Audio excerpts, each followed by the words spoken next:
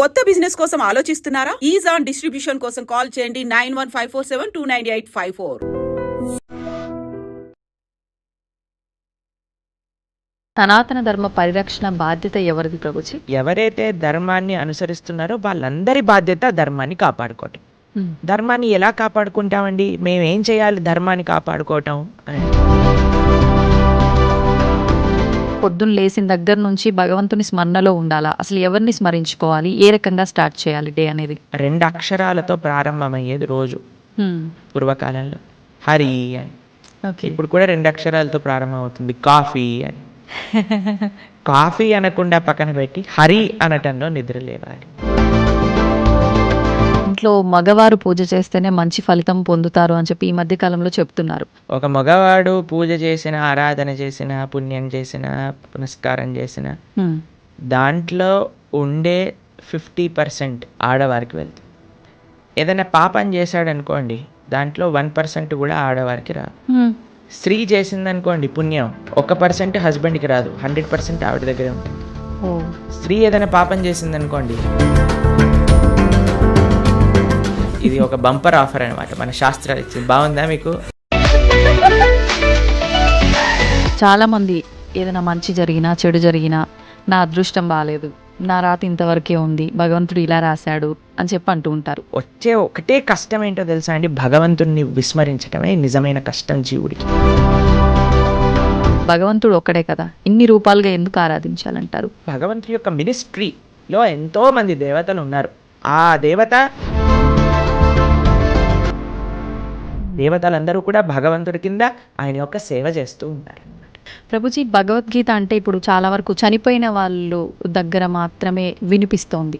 భగవద్గీత చనిపోయిన వారి దగ్గర పెట్టడంలో ఉండే అంతరార్థం ఏంటి అని అంటే,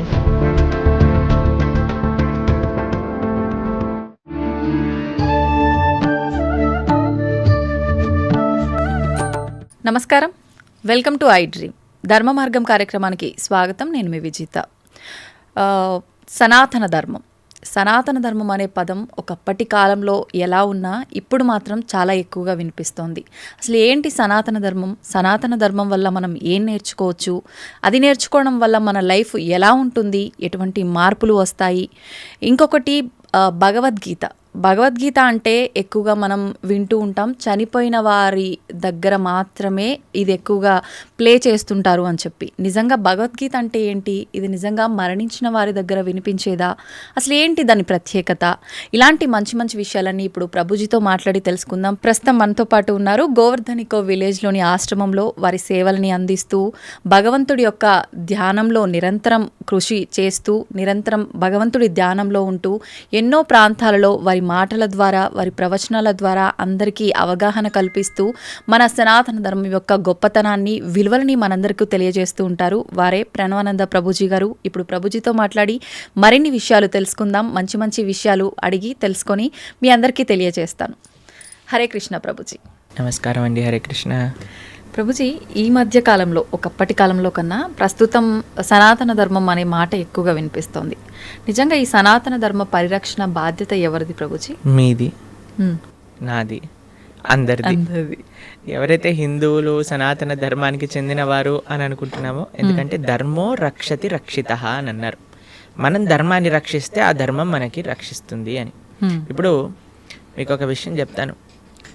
ప్రతి ఒక్కరి బాధ్యత చాలామంది ఏమనుకుంటున్నారంటే అండి, సనాతన ధర్మాన్ని రక్షించే వాళ్ళ బాధ్యత, గురువుల బాధ్యత, ఏదో గుళ్ళో ఉండే పండితుల బాధ్యత, లేదా కొంతమంది ధర్మ ధ్వజం పట్టుకున్న వారి బాధ్యత, మనది ఏం కాదు అని అనుకుంటున్నారండి. కానీ అది కాదండి. ఎవరైతే ధర్మాన్ని అనుసరిస్తున్నారో వాళ్ళందరి బాధ్యత ధర్మాన్ని కాపాడుకోవటం. ధర్మాన్ని ఎలా కాపాడుకుంటామండి? మేము ఏం చేయాలి ధర్మాన్ని కాపాడుకోవటం అని అంటే చాలా సింపుల్ విషయం అండి. ధర్మాన్ని ఆచరించటమే ధర్మాన్ని కాపాడుకోవటం అనేది. మనం కానీ ధర్మాన్ని చక్కగా పెద్దల నుంచి తెలుసుకొని, గురువుల దగ్గర నుంచి తెలుసుకొని ఆచరించామనుకోండి, ధర్మం కాపాడబడుతుంది. ఇంకొక విషయం, అన్నిటికంటే ముఖ్యమైన విషయం, ఈ ధర్మాన్ని ఈ ప్రస్తుత సమాజంలో కాపాడాలి అని అంటే, ఒకటి ఆచరించటం, 2 భావితరాలు పిల్లలకి చెప్పటం ఏంటి ధర్మం ఏంటి అని. ఒక ఆయనని మేము అడిగాం, అయ్యా దసరా పండుగ ఏం చేస్తారు అని అంటే, ఏముందండి పులిహోర తింటాము, దసరా స్పెషల్ సినిమా చూస్తాము. అంతే. అంతే. ఇంకా పండగ ఏంటి, అసలు పండగ ఎందుకు జరుపుకుంటారు, ఏం చేయాలి ఆ రోజు, ఏం తెలియదండి. కరెక్ట్. కాబట్టి మనం ఎప్పుడైతే అవి తెలుసుకుంటామో, తెలుసుకొని పిల్లలకి చెప్తాము. మనకి భాగవతంలో ఒకసారి కృష్ణ బలరాములు నంద మహారాజ్ దగ్గరికి వెళ్ళి, నాన్న ఈ ఇంద్ర పూజ చేస్తున్నారు, ఎందుకు చేస్తున్నారు, శాస్త్రంలో ఎక్కడ రాస్తుంది, ఎలా చేయాలి అని అంటే పూర్తి డీటెయిల్స్ చెప్తారు నంద మహారాజ్. చిన్న పిల్లోడు కృష్ణుడు, అప్పుడు అన్నీ నేర్పిస్తారనమాట. అప్పుడు కృష్ణుడు అంటాడు, మనం ఇంద్ర పూజ చేయొద్దు, మనం ఏ దేవత ఆరాధన చేయకూడదు, మనం గోవర్ధనుడి యొక్క పూజ చేయాలి, మనము సాక్షాత్తుగా గోవర్ధనుడు భగవత్ స్వరూపం, ఆయననే ఆశ్రయించాలి అని చెప్తే అందరూ కూడా కృష్ణుడు మాట విని గోవర్ధన పూజ చేస్తారనమాట. కాబట్టి ధర్మాన్ని కాపాడాలి, సనాతన ధర్మము, హైందవ సనాతన ధర్మాన్ని రక్షించాలి అని అంటే మనం ప్రాక్టీస్ చేయటం ఒకటైతే పిల్లలకి నేర్పించటం మరొకటి. ఓకే. ఈ రెండూ కూడా చాలా చాలా ముఖ్యం మనకి ఈ సమాజంలో సనాతన ధర్మ పరిరక్షణ చేయటము. అయితే ప్రభుజీ, మనం ఇవి ఆచరించాలి అని అంటే తెలుసుకోవాలి, తెలుసుకున్నవి ఆచరణలో పెట్టాలి అని అంటే మనం నిత్యం అంటే పొద్దున్న లేచిన దగ్గర నుంచి భగవంతుని స్మరణలో ఉండాలా? అసలు ఎవరిని స్మరించుకోవాలి, ఏ రకంగా స్టార్ట్ చేయాలి డే అనేది? చూడండి, ఒక రోజు మనకు వచ్చింది అంటే అది భగవంతుడి యొక్క కృప వల్లే కదండి. అవును. ఈరోజు మనకి ఈ జన్మ వచ్చింది అని అంటే స్వామిని స్మరించాలి. హరి హరి హరి హరి అని అంటాం మనం, హరి అష్టకము అని అంటాం అనమాట. హరినామ స్మరణతో ప్రారంభం చేయాలి రోజు అని చెప్తారు. భగవంతుడికి, మన ఆచార్యులకి, గురువులకి అందరికీ ఒకసారి నమస్కారం చేసుకోవాలి. పృథ్వీని నమస్కరించాలి, ఎందుకంటే ఆవిడ మన జనని. కానీ ఆవిడ మనల్ని భరిస్తుంది కదండి. మనం ప్రతిరోజు అడుగు పెడుతూ ఉంటాం పృథ్వీ పైన, వివిధ రకములైన కృత్యములు చేస్తూ ఉంటాం అనమాట. కాబట్టి ఫస్ట్ లేవంగానే, ఎంతమందికి అలవాటు ఉందో లేదో తెలియదు కానీ ఫస్ట్ లేవంగానే భూమాతను స్మృశించాలి. శ్లోకములు ఉన్నాయండి, శ్లోకములు నేర్చుకోగలిగితే నేర్చుకోండి, కానీ ఆ భావన, అమ్మా నీ పైన అడుగు పెడుతున్నాను కదా, మమ్మల్ని క్షమించు, మమ్మల్ని రక్షించు అనే ఒక భావనతో మనము నేలని స్పృశించి నమస్కరించుకోగలిగితే అది చాలా అద్భుతమైన విషయం అనమాట. దాని తర్వాత మనం భగవంతుని స్మరించి పృథ్వీని స్పృశించి నమస్కరించుకొని మన గురువులకి, ఆచార్యులకి నమస్కారం చేసుకొని, మీకు ఒక విషయం చెప్తాను, అన్నిటికంటే ముందు 2 అక్షరాలతో ప్రారంభమయ్యేది రోజు పూర్వకాలంలో, హరి అని. ఇప్పుడు కూడా 2 అక్షరాలతో ప్రారంభం అవుతుంది, కాఫీ అని. కరెక్ట్. కాఫీ అనకుండా పక్కన పెట్టి హరి అనటంలో నిద్ర లేవాలి. ఓకే. నిద్ర లేచిన వెంటనే స్నానం ఆచరించాలి. మీకు ఆ విషయం తెలుసా అండి? స్నానం అనేది సనాతన ధర్మంలో చాలా ముఖ్యమైన విషయం. మనము చాలామందికి అర్థం కాదండి, స్నానం లేకుండానే రోజును ప్రారంభం చేసేయటము, వంటింట్లోకి వెళ్ళిపోవటము, తర్వాత టిఫిన్ చేసేయటము, ఇలాంటివన్నీ చేస్తూ ఉంటారు. చాలా పెద్ద తప్పది. మనం ప్రొద్దున లేవంగానే భగవంతుని స్మరించుకొని ముందు చేయవలసింది స్నానము. స్నానంలో కూడా గంగే చ యమునే చైవ గోదావరి సరస్వతి నర్మదే సింధు కావేరి జలేస్మిన్ సన్నిధిం కురు, అన్ని నదులను కూడా గంగా జలమును, యమునా జలమును మనం స్మరించుకొని స్నానం ఆచరించాలి. మీకు ఇంకొక విషయం చెప్తాను, చాలామందికి తెలియని విషయం. మన ధర్మం మనకి చెప్తుంది, స్నానం ఆచరించేటప్పుడు వస్త్రం లేకుండా స్నానం ఆచరించకూడదు. మనము ఒక బట్ట కట్టుకొని స్నానం చేయాలి. అది ఆ నీటికి, ఆ దేవతకి మనం ఇచ్చే గౌరవం అన్నమాట.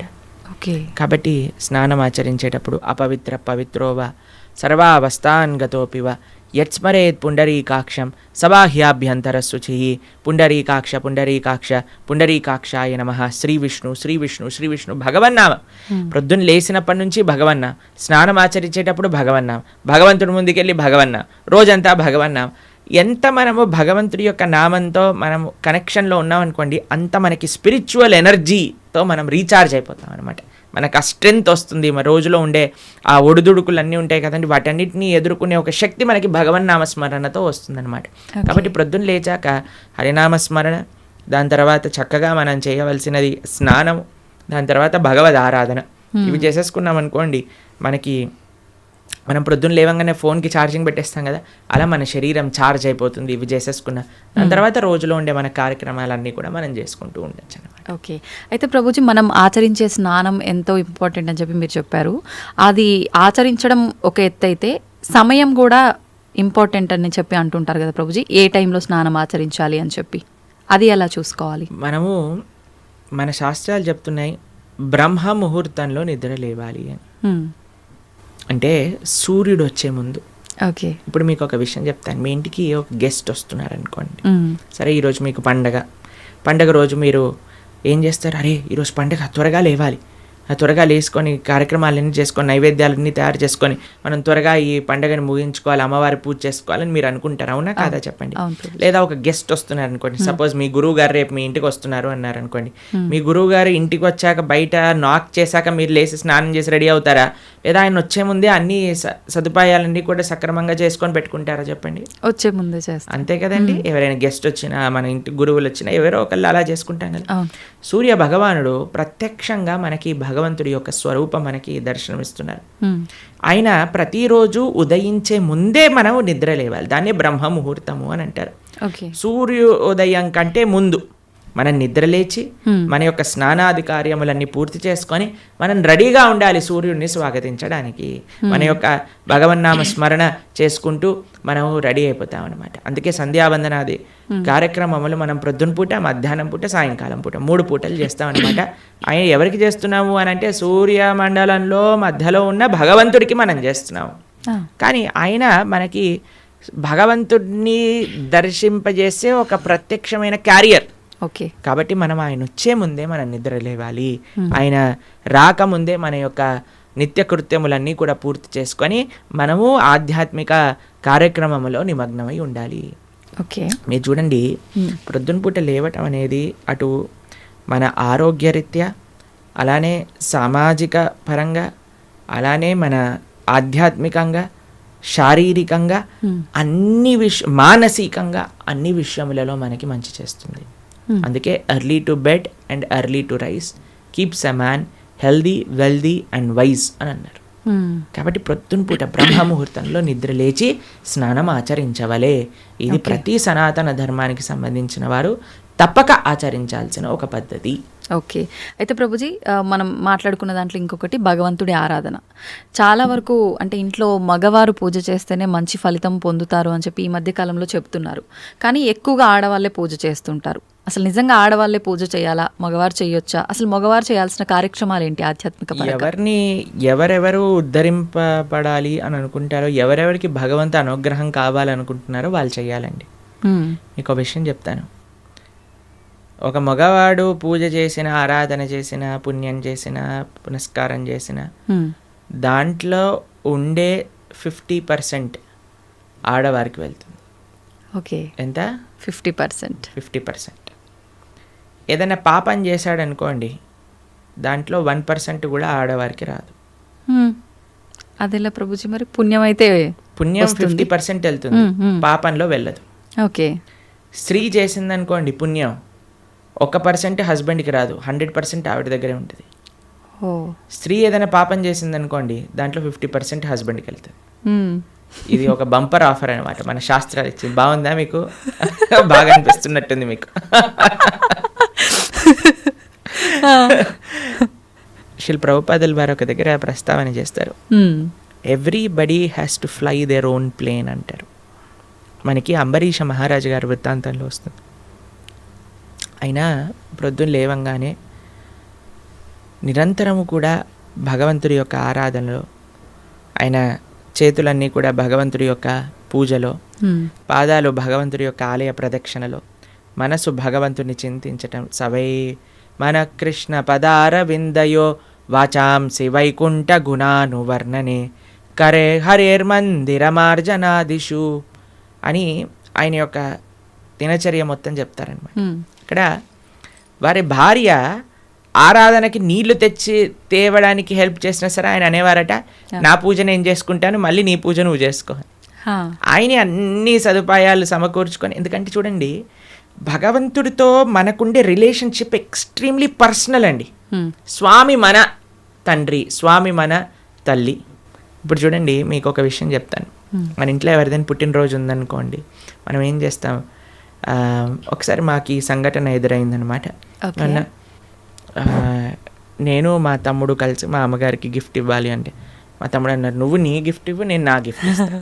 ఎందుకంటే అమ్మకి నీ గిఫ్ట్ వేరే, నా గిఫ్ట్ వేరే. ఎందుకంటే మన ఇద్దరికి అమ్మ కదా.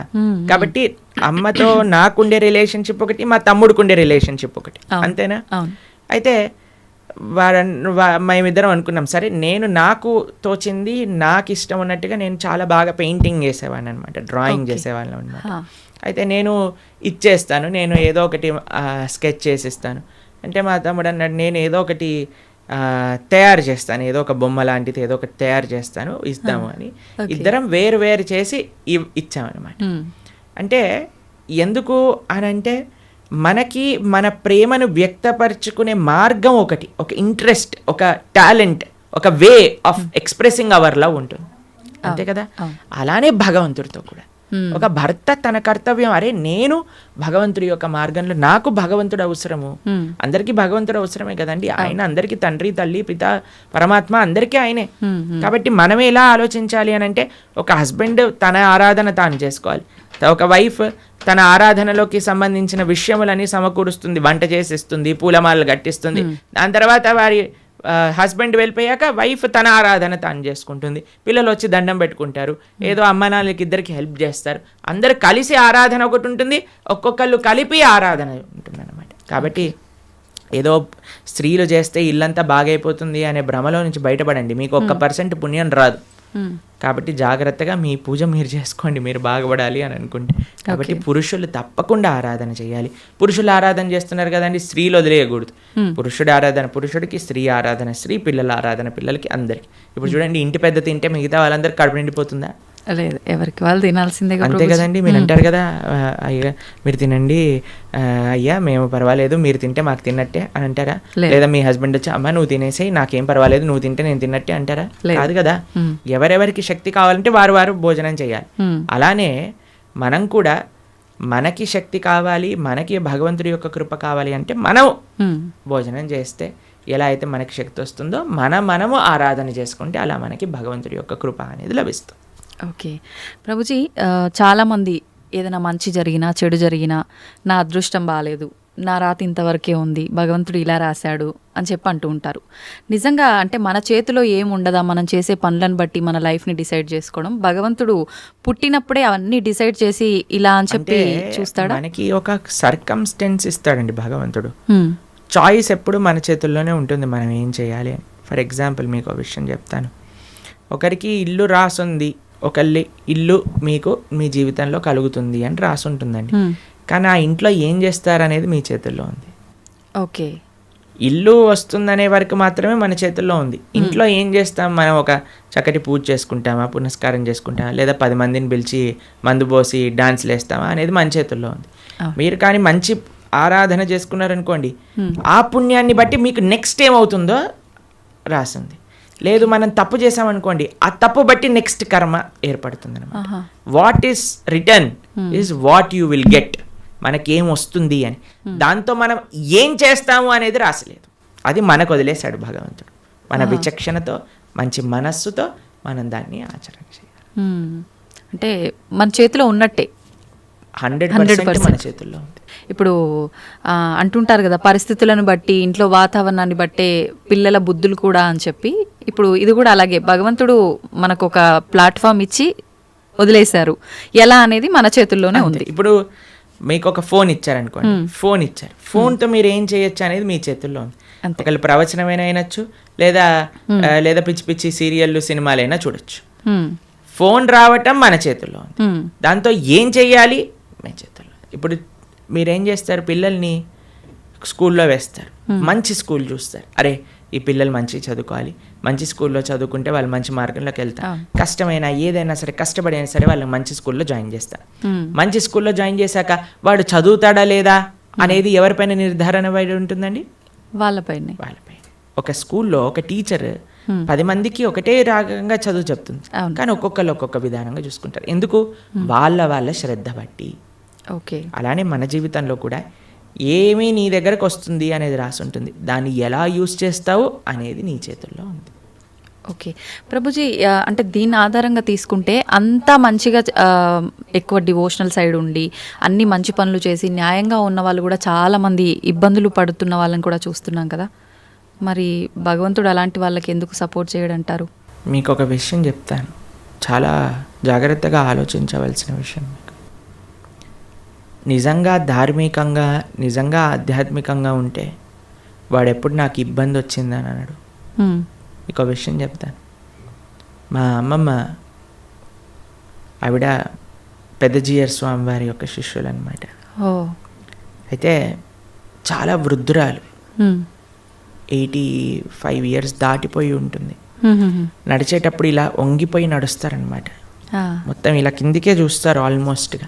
Okay okay. చాలా ఆరోగ్యం అస్సలు బాగుండదన్నమాట. హ్మ్. అయితే మాకు ఒకసారి ఫోన్ చేశారు. హా. ఫోన్ చేశాక ఆవిడ రోజు ఒక 6-7 గంటలు భగవన్ నామస్మరణ చేస్తారు. హ్మ్. విష్ణు సహస్రనామం రోజు 2 పూటలు చదువుకుంటారు. హ్మ్. గీతా పారాయణ చేస్తారు, అన్నీ చేస్తారు. హ్మ్. ఒకసారి నాకు ఫోన్ చేశారు, ఆ అమ్మమ్మ యొక్క ఆరోగ్యం అస్సలు బాగాలేదు, హా. ఫోన్ చేసి ఆవిడ యొక్క ఆరోగ్యం బాగా అవ్వాలి, భగవంతుడికి ప్రార్థన చేస్తున్నానని చెప్పు అని అన్నారనమాట. హ్మ్. అస్సలు అంటే అస్సలు బాగాలేదండి ఆరోగ్యం అప్పుడు. హ్మ్. మేము ఫోన్ చేసి మీకోసం ప్రార్థన చేస్తామండి, మీ ఆరోగ్యం బాగా అవ్వాలి అని అంటే ఆవిడ అన్నారు, ఆరోగ్యం కోసం ప్రార్థన చేయాల్సిన అవసరం లేదు, ఈ ఆరోగ్యంలో తక్కువ ఎక్కువ అవుతూనే ఉంటుంది. హ్మ్. నేను భగవంతుని ఎల్లప్పుడూ గుర్తుపెట్టుకోవాలి, మా ఆచార్యులు చెప్పిన విషయాలన్నీ మాకు గుర్తుండాలి, చనిపోయే చిట్ట చివరి క్షణంలో ఆ స్వామి యొక్క ఆ స్మరణ నాకు రావాలి అని దండం పెట్టుకో, ఆరోగ్యం గురించి దండం పెట్టుకోవాల్సిన అవసరం లేదు అని చెప్పి. హ్మ్. నిజంగా ధార్మికమైన చింతన ఎవరికైనా ఉందనుకోండి, వారు ఎప్పుడూ కూడా నాకు వచ్చే కష్టం అని అనుకోరండి. హ్మ్. వచ్చే ఒకటే కష్టం ఏంటో తెలుసా అండి, భగవంతుణ్ణి విస్మరించటమే నిజమైన కష్టం జీవుడికి. అది లేనప్పుడు ఏ కష్టంలోనైనా సరే భగవంతుడు కుంతిమారని ఏమంటుందో తెలుసా అండి, అయ్యా నాకు ఇంకా కష్టాలు ఇవ్వు కృష్ణ అంటుంది. ఎందుకో తెలుసా, కష్టాలు ఇచ్చినప్పుడు నిన్ను గుర్తొస్తున్నారు, మాకు సుఖాలు వచ్చాయనుకో నిన్ను మర్చిపోతాం. హ్మ్. కాబట్టి ధార్మిక చింతన ఉన్న ఏ వ్యక్తి కూడా కష్టం వచ్చింది అని అనుకోడు, ప్రతి ఒక్కటి భగవత్ ప్రసాదంగా స్వీకరిస్తారు. ఓకే. అది ముఖ్యమండి. నాకు ఎంతోమంది మీకు ఒక విషయం చెప్తాను. హ్మ్. శ్రీల కదంబకానన స్వామి అని మా ఇస్కాన్లో ఒక స్వామీజీ ఉంటారనమాట. Okay. ఆయనకి 4th stage క్యాన్సర్. ఈరోజు టెస్ట్కి వెళ్ళారు, తెలిసిపోయింది, రేపు అడ్మిట్ అవ్వాలి డాక్టర్ అని చెప్పారు. మీరు ట్రీట్మెంట్లో ఉన్నారనుకోండి, 1 year మీరు హాస్పిటల్లో ఉండండి, మేము మీకు ట్రీట్మెంట్ చేస్తాము, ఒక 2-3 సంవత్సరాలు బ్రతుకుతారు మీరు అన్నారు. ఆయన అన్నారు, భగవంతుడు ఇచ్చిన జన్మ నాకు, దీన్ని భగవంతుడి యొక్క సేవలో వినియోగించుకోవాలి, 2-3 సంవత్సరాలు ఎక్స్ట్రా బ్రతకడం వల్ల ఏం చేసేది లేదు, కాబట్టి నేను బృందావనానికి వెళ్ళిపోతాను అని అన్నీ వదిలేసి బృందావనానికి వచ్చేసారు. సంవత్సరం పాటు అక్కడ పూర్తిగా తెలుసు ఆయనకు, ఒక్కొక్క రోజులో నా రోజు అయిపోతుంది, ఇంకా డాక్టర్ చెప్తున్నారు ఇంకా 10 రోజులు, ఇంకా 2 రోజులు, ఇంకొక రోజు మాత్రమే. బిందాస్గా కూర్చొని చేర్పైన వాళ్ళ శిష్యులందరికీ కూడా ఉపదేశం చేసి, కీర్తన చేస్తూ, భగవన్నామ స్మరణ చేస్తూ, విగ్రహాలు ముందే పెట్టుకొని రోజు ఆరాధన చేస్తూ, చివరి రోజు కూడా నవ్వుతూ బ్రహ్మాండంగా ఆనందంగా ఆ మృత్యు యొక్క ఒడిలోకి, అంటే భగవద్భక్తులకు మృత్యు రాదండి, శ్రీకృష్ణ పరమాత్మ డైరెక్ట్గా వస్తారనమాట. కాబట్టి కష్టం ఏమి కష్టం కాదండి ఈ ప్రపంచంలో. కష్టం వచ్చినా సరే అది మనం పూర్వజన్మ చేసుకున్న ఫలము. ఇప్పుడు మీరు ఆయన మంచోడు అని అంటున్నారు అంటే, లేదా మంచి చేస్తున్నారు అనుకుంటున్నారు, ఇంతకు ముందు ఏం చేశామో మీరు చూసారా? లేదు. మనం ఇంతకు ముందు జన్మలో ఏం చేసుకున్నామో మనకు తెలియదు కదా. కాబట్టి కష్టం వస్తుంది అని అంటే అకారణంగా కష్టం ఎందుకు ఇస్తాడండి? భగవంతుడికి ఏం పని లేదా? ఆయన ఇక్కడ ఉన్నారు కదా హైదరాబాద్లో మూసాపేటలో, ఆయన కష్టం ఇవ్వండి కొద్దిగా చూద్దాం ఎలా బాధపడతాడో అని ఆయన ఏమన్నా పైన వైకుంఠం నుంచి ఆ పని చేస్తున్నారో చెప్పండి. లేదు. ఆయన ఎందుకు అంటాడండి ఎవరికైనా కష్టం తెప్పించాలి అని భగవంతుడు ఎందుకు అనుకుంటాడు చెప్పండి? ఇప్పుడు మీరు చూడండి, చిన్నపిల్లలు ఇప్పుడు నేను బాగా అల్లరి చేశారనుకోండి, రూమ్లో వేసేస్తారు, వేసేసి లాక్ పెట్టేసి ఏడుస్తారనమాట పిల్లలందరూ. చాలా అమ్మాయి ఏమన్నా కావాల్సుకొని, అరే మా పిల్లవాడు బాగా ఏడుస్తున్నాడు అని ఆనందపడుతుందా అండి? ఎందుకు వేసింది రూమ్లో? తెలుసుకోవాలని, అల్లరి మానేయాలి, మంచిగా ఉండాలి బుద్ధిగా, అంతే కదండి. అమ్మ ఒక కొట్టినా, ఒక మాట అన్నదా, తిట్టినా, రూమ్లో వేసినా, దేనికైనా సరే ఒక పనిష్మెంట్ ఎందుకు వస్తుంది? ఎందుకంటే మారి మంచి విషయములు తెలుసుకొని ముందుకెళ్తారేమో అని. భగవంతుడు కూడా మనకి ఏదన్నా ఇచ్చాడు అని అంటే, ఒక కష్టం ఇచ్చాడు అని అంటే, ఆ కష్టం నుంచి ఏం నేర్చుకోవాలి? Failures are stepping stones for success అని అంటారు. ఒక నష్టం జరిగినా, ఒక ఏదైనా సరే, అరే మనం ఇంకా ఇంకా ఇంకా భగవన్ నామస్మరణ ఎలా చేసుకోవాలి, భగవంతుడికి దగ్గరికి ఎలా అవ్వాలి. ఇప్పుడు మీకు ఒక విషయం చెప్తానండి. బృందావనంలో లాస్ట్ ఇయర్ మేము ఆ వీడియో చూస్తున్నాం అనమాట. యమునా నది మొత్తం పొంగిపోయి బృందావనం మొత్తం కూడా మునిగిపోయిందనమాట. అందరు షాపులలోకి, ఇంట్లలోకి, అన్నిట్లోకి నీళ్ళు వచ్చేసాయి మొత్తం కూడా. అయితే ఇంటర్వ్యూ చేసే వాళ్ళు వెళ్తున్నారనమాట. వెళ్తూ టీవీ ఛానల్లో వాళ్ళు, ఏమనిపిస్తుందండి మీకు, ఏమనిపిస్తుందండి అంటే, ఓ బహుత్ మజా ఆ రహా హై, యమునా మహారాణి హమారే ఘర్ మే ఆ గయి హై అని ఆరతులు ఇస్తున్నారనమాట. వాళ్ళకి ఏమనిపించట్లేదు, వాళ్ళ సామాన్లు కొట్టుకుపోయాయి, వాళ్ళ షాప్ పాడైపోయిందని. యమునా మహారాణి హమారే ఘర్ పధార్ రహీ హై, యమునా మహారాణి హమారే షాప్ మే ఆ గయి హై, అందరు కీర్తన పెట్టుకొని డాన్స్ వేస్తున్నారు అనమాట. చూడండి, అదే మన ఇంట్లో నీళ్ళు వచ్చాయనుకోండి, హే ఈ గవర్నమెంట్ గలీజ్ది, ఇది ఇట్లా అయిపోయింది, అది అలా అయిపోయింది అని మనం ఏడుస్తూ ఉంటాం. చూసే విధానం అండి జీవితంలో. ఒకటి కష్టం వచ్చినా నష్టం వచ్చినా భగవత్ ప్రసాదంగా ఉన్నాం అనుకోండి, ఏం పెద్ద కష్టం లేదు. కానీ పరమాత్మ ఎవ్వరికి కష్టం ఇవ్వాలి అని అనుకోరు. మన యొక్క పూర్వజన్మ ఫలితం మనకు ఒక విధంగా వచ్చింది అనుకోండి, దాన్ని స్వీకరించాలి. తండ్రి ఐ అక్సెప్ట్ అని ముందుకెళ్ళాలి.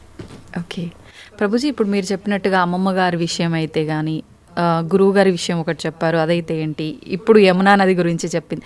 ఇంత ప్రశాంతంగా కష్టం వచ్చినా ఇది కష్టం కాదు, అది కూడా భగవంతుడి కృపే, ఆయన అనుగ్రహమే అని చెప్పి దాన్ని సుఖంగా భావించాలి అని అంటే నిజంగా అసలు అంత ఈజీగా ఎలా సాధ్యపడుతుంది? ఈ కుటుంబ జీవనంలో ఉన్న వాళ్ళకి ఇదంతా ఎంత ఆధ్యాత్మికంగా ఉన్నా సాధ్యపడుతుంది అంటారా? చెప్పిన వాళ్ళందరూ కుటుంబ జీవితం ఉన్నారు, కానీ ఎక్కడో కొంతమంది, అందరికీ అలా సాధ్యపడాలంటే చాలా ఈజీ అండి. భగవంతుడి పైన నమ్మకం ఉండాలి, అంతే, ఇంకేం అవసరం లేదు. ఇప్పుడు మీకు ఒక విషయం చెప్తానండి. మీ డాటర్స్ ఉన్నారు, మీ డాటర్స్కి మా అమ్మ నాన్న నాకు చేసింది మంచి అని అనుకుంటే మీరు ఏమన్నా సరే వాళ్ళు యాక్సెప్ట్ చేస్తారు, మీ మాట వింటారు. వాళ్ళు అనుకున్నారనుకోండి, మా అమ్మకి ఏం తెలుసు నా గురించి, నాకు బాగా తెలుసు, నాకు ఏది మంచో ఏది చెడు అని అంటే మీరు ఏమంటారండి మీ పిల్లల్ని చూసి? రే ఇంత చిన్న పిల్లలు రా, మీకేం తెలుసు మంచి చెడు అంటే ఏంటో, అదే అనుకుంటాం కదా. కాబట్టి మనకి ఎలా తెలుస్తుందండి మంచి అంటే చెడు అంటే ఏంటి అని? అరే భగవంతుడి పైన, అరే భగవంతుడికి తెలియదు ఉంటుందా చెప్పండి? లేదు. స్వామి మనల్ని సృష్టించిన వ్యక్తి, ఆయనకి తెలియదా అండి మనకి మంచి ఏది చెడేది అని? ఆయన పైన నమ్మకం ఉండాలి అంతే. స్వామి మారోబి రాకోబి, నువ్వేం చేసినా నాకు మంచి చేస్తావు, నమస్కారం అనండి, అంతే.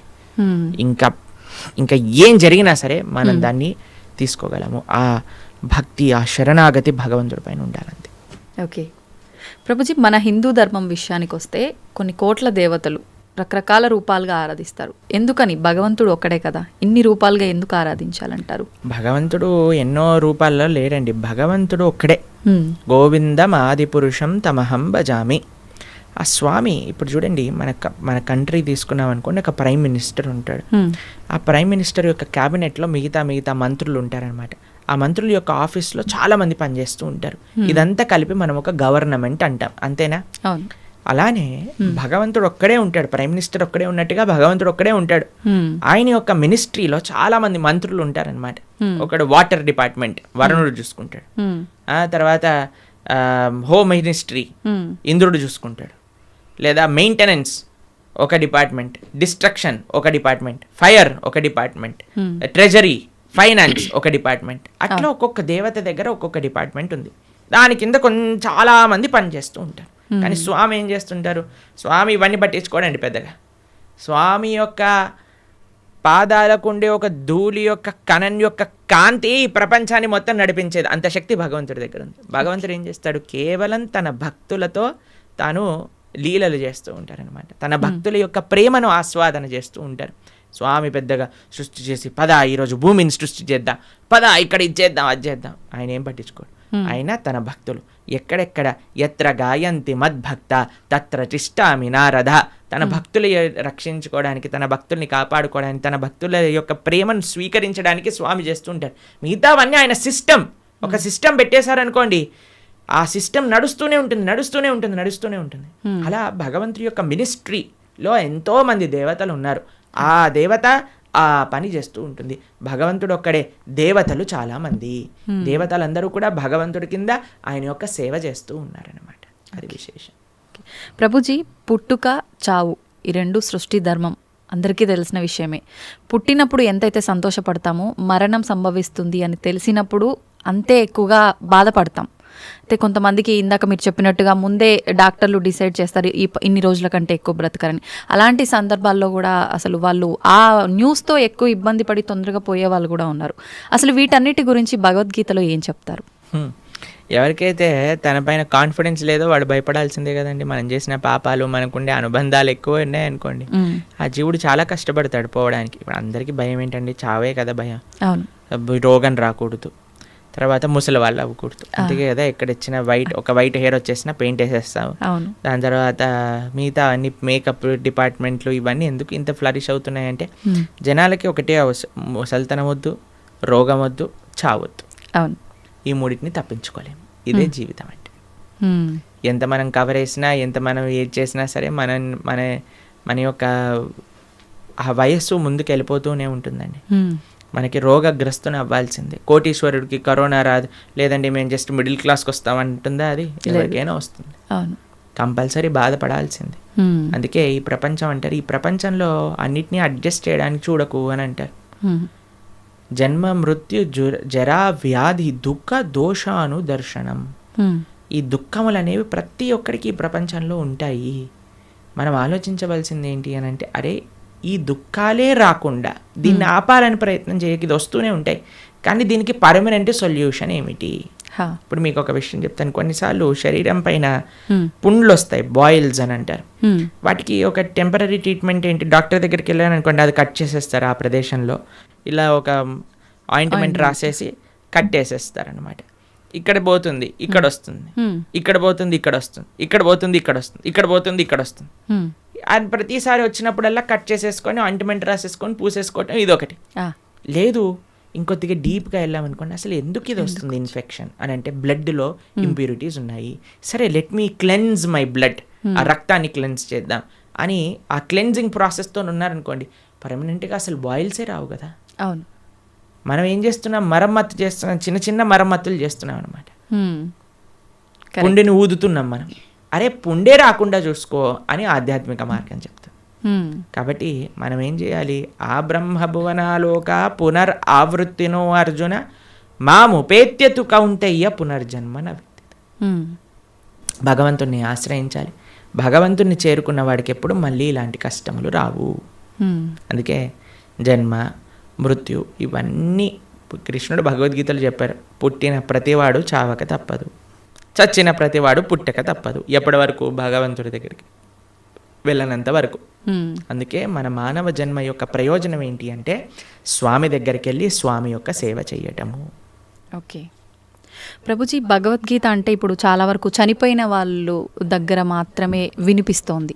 అసలు ఏంటి నిజంగా భగవద్గీత అనేది ఆ సమయంలో మాత్రమే ఉపయోగించుకోవాల్సిన ఒక అంశం అంటారా?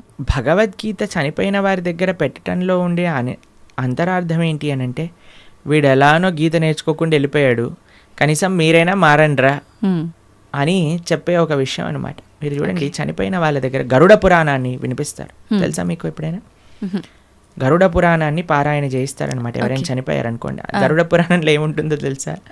నరకాలు ఎలాంటివి, ఎవరెవరు ఏ ఏ నరకానికి వెళ్తారు, ఏ ఏ తప్పులు చేయటం వల్ల ఆ నరకంలో ఏ ఏ శిక్షలు అనుభవించవలసి వస్తుంది అనేవన్నీ కూడా గరుడ పురాణంలో చెప్పున్నారనమాట. ఎందుకు చెప్తారు చనిపోయిన వాళ్ళ దగ్గర అంటే, మిగతా వాళ్ళైనా కనీసం ఇప్పుడు చూడండి, ఎక్కడికి రాకపోయినా వచ్చినా సరే చనిపోయారు అనేసరికి మొత్తం ఇంటిల్లిపాది ఒక దగ్గరకు వస్తుంది.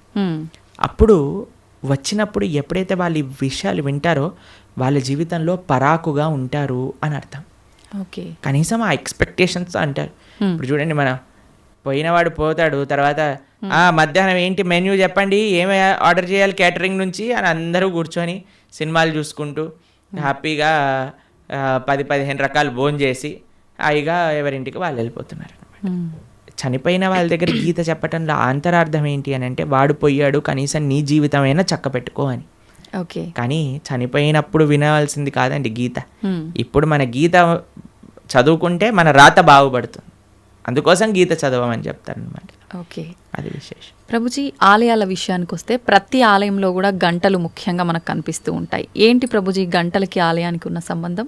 భగవంతుడి యొక్క నివేదన చేసేటప్పుడు గంటను మ్రోగించవలే అని ప్రతి దాంట్లో మనకు గంట ఉపయోగించరండి. కొన్ని కైంకర్యములు ఉంటాయి భగవంతుడికి. స్వామి యొక్క అభిషేకం చేసినప్పుడు అన్ని వాద్యములు కూడా గంటలో ఉంటాయి, గంట స్వరూపంలో ఉంటాయి అని అంటారనమాట. కాబట్టి ఆ గంటని భగవంతుడి యొక్క నైవేద్యములలో వాడుతుంటారు. స్వామికి నివేదన చేసేటప్పుడు గంటలు మోగుతూ ఉంటాయి. మీరు తిరుమల వెళ్ళారనుకోండి, టంగ్ టంగ్ టంగ్ టంగ్ అని మోగుతూ ఉంటాయి గంటలు, నైవేద్య గంటలు అనమాట. మీకు కృష్ణుడు ఒకసారి బృందావనంలో దొంగతనం చేయడానికి వెళ్ళారనమాట. అప్పుడు ఒక గోపిక ఏం చేసిందంటే అన్నీ ఉట్టి కట్టేసింది, వెన్న మొత్తం కూడా కృష్ణుడికి అందకూడదని. ఓకే. తర్వాత కృష్ణుడు ఏం చేసేవాడు, ఉట్టి కడితే రాయి వేసేసాడు వాడు. రాయి వేయంగానే కుండకి చిన్న రంధ్రం పడేది, చక్కగా అక్కడ నుంచి మొత్తం వెన్న ఇలా ఫౌంటైన్ లాగా షవర్ లాగా వచ్చేస్తుంది అనమాట. కింద అందరూ పాలు పెరుగు వెన్న నెయ్యి అన్ని తాగేస్తూ ఉండేవారు. అయితే ఈ గోపిక కొద్దిగా తెలివైన గోపిక, ఇప్పుడు ఏం చేసింది తెలుసా అండి, ఈ ఉట్టితో పాటు గంటలు కూడా కట్టింది. ఉట్టిని ఊపారనుకోండి గంట మోగుతుంది, వెంటనే వచ్చి కృష్ణుడిని పట్టేసుకోవాలి. తర్వాత కృష్ణుడు అన్నాడు సరే వెయ్యండి, ఒకళ్ళ పైన ఒకళ్ళు నించోండి అనగానే ఒకళ్ళు ఉన్నారు. కృష్ణుడు పైకి ఎక్కాడు, పైకి ఎక్కగానే గంటలు చూశాడనమాట. గంటలు చూసాగానే భగవంతుడు అన్నాడు, ఏ గంటలారా మోగకూడదు అని అన్నాడు. సరే స్వామి మీరు ఏం చెప్తే అది మోగం అని కూర్చున్నాయన్నమాట. కృష్ణుడు వెంటనే లోపల చేయబెట్టి బ్రహ్మాండంగా వెన్న తీసి అందరికీ పంచుతుంది. కృష్ణుడు ఎప్పుడు తాను తినేవాడు కాదండి, అందరికీ పంచేవాడు. మన భగవంతుడికి ఉన్న లక్షణమే అది, ఇవ్వటం తప్ప ఆయనకేం తెలియదు. ఇస్తుండేవాడు. తన స్నేహితులకు పెట్టేశారు, కోతులకు పెట్టేశారు, ఆయన దగ్గర ఉన్న వాళ్ళందరికి పెట్టేశారు. ఇంకా లాస్ట్కి ఆయన తినాలి అని నోట్లో పెట్టుకోగానే గంటలన్నీ మోగటం ప్రారంభం చేశాయి. ఆ గోపిక వచ్చేసింది, పట్టేసుకుంది. భగవంతుడు అనుకున్నాడు, ఆ గోపిక పట్టేసుకొని లాగేస్తుంటే ఒరే గంటలారా చెప్పాను కదరా మిమ్మల్ని మోగద్దా అని, ఎందుకు మోగారు, ఇప్పటి వరకు బాగానే ఉన్నారు కదా.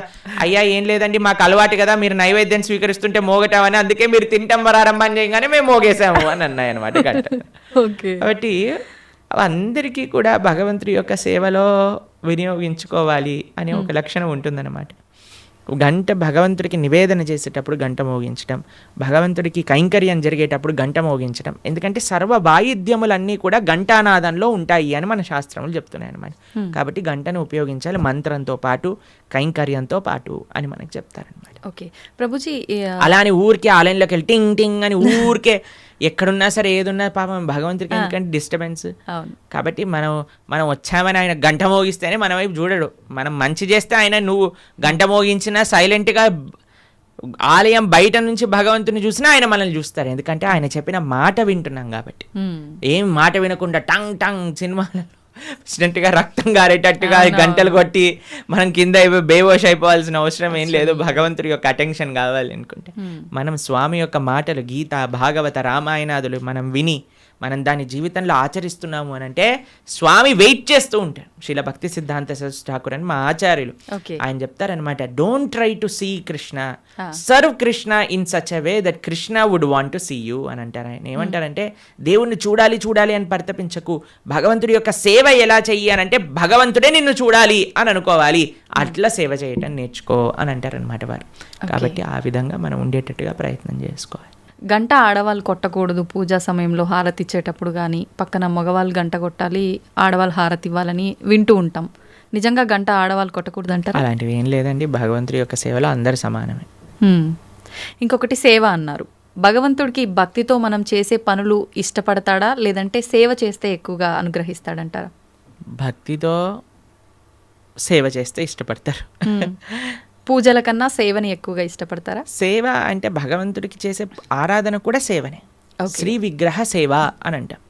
భగవంతుడికి నైవేద్యం సమర్పణ చేయటం సేవనే, లేదా గోవులకి సేవ చేయటం సేవనే, 10 మందికి భగవత్ ప్రసాదాన్ని నివేదన చేయటం సేవనే, 10 మందికి భగవంతుడికి సంబంధించిన విషయములు చెప్పటం సేవనే, ఆలయానికి వెళ్ళటం సేవనే. కాబట్టి భగవంతుడి యొక్క భక్తులకి సేవ చేయటం సేవనే. ఎన్నో రకాల సేవలు ఉన్నాయండి.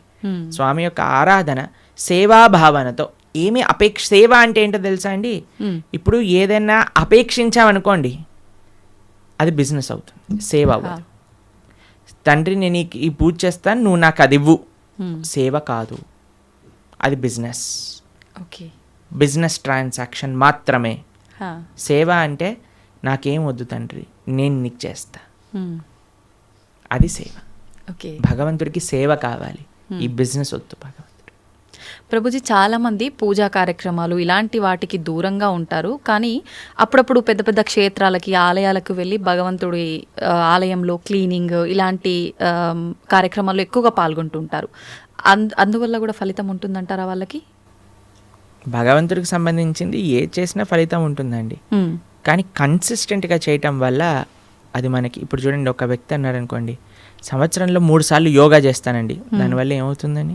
పెద్ద రిజల్ట్ ఏమి ఉండదు కదా. అంతే కదా. కాబట్టి మనము సంవత్సరంలో 3 సార్లు పండగలు వచ్చినప్పుడు మేము ధార్మికం అయిపోతాం అలా కాదండి.